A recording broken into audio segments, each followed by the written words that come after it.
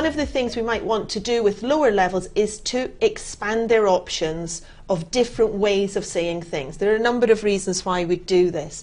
One reason is because it would they can gain confidence by having different options, and it's also been proven that particularly when speaking to native speakers, now we know that a lot of communication happens between non-native speakers, yes. But in general, and particularly with native speakers, if the speaker of the second language can use a variety of language, they're more likely to hold the interest of the learner, of the listener, sorry, and to motivate the listener to help them to communicate, which of course communication is a two-way thing, and we need everybody to be involved in that. So if we can motivate not only our learners but also those who they're speaking to, then that's got to be a good thing. You need feedback, don't you, to Absolutely. keep going.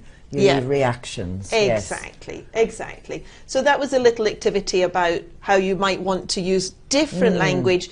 Everybody sometimes has to say, I don't know, and so why not give them some other options to do that? I can well imagine teenagers liking to use dunno, search me. Exactly. How should I know? How should I know? You'll say. Absolutely, absolutely. Okay, so we've got another question. We're keeping everybody busy here. Exactly. What conversation filler do you most often use when speaking or listening? I'm not sure if I've been doing it yet, but I know that I often use so. Yes, I do as well. So, right. Basically is one that I think I abuse probably. Yeah. I'm not using it at the moment, but when I'm in conversation with people in a informal context, to emphasize a point. Beatrice, thank you. Beatrice is saying, it's a tricky question. Let me think. Yeah. Let me think. Good one, good one. Yeah. And also, I think, oh, hang on. So I mean, yes, I mean, when you're explaining something and you really want to get to the point and you want the listener to really understand what it is. I mean, this is what I really mean. Of course, hesitators, fillers like well. Absolutely. Sure, another person, Suzanne, I say sure when I am listening. Yes, sure. Yeah.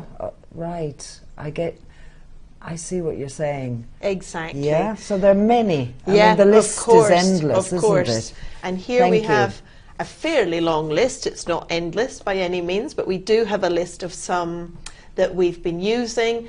As Suzanne pointed out, not only while speaking, but also while listening. Yes. It's important to keep that conversation going. Exactly. And again, for our learners, if we can keep the conversation going, then it's something that it will help them then to give them some time to formulate what they want to say and how they're going to say it.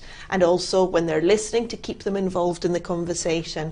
I know when I first learnt Spanish, I spent a lot of time missing out on my chance to join in a conversation because it took me so long to formulate what I wanted to say that the conversation had moved on. They were talking about something else, and I think we can all relate to that if we've learnt another language, that it can be tricky to keep yourself involved.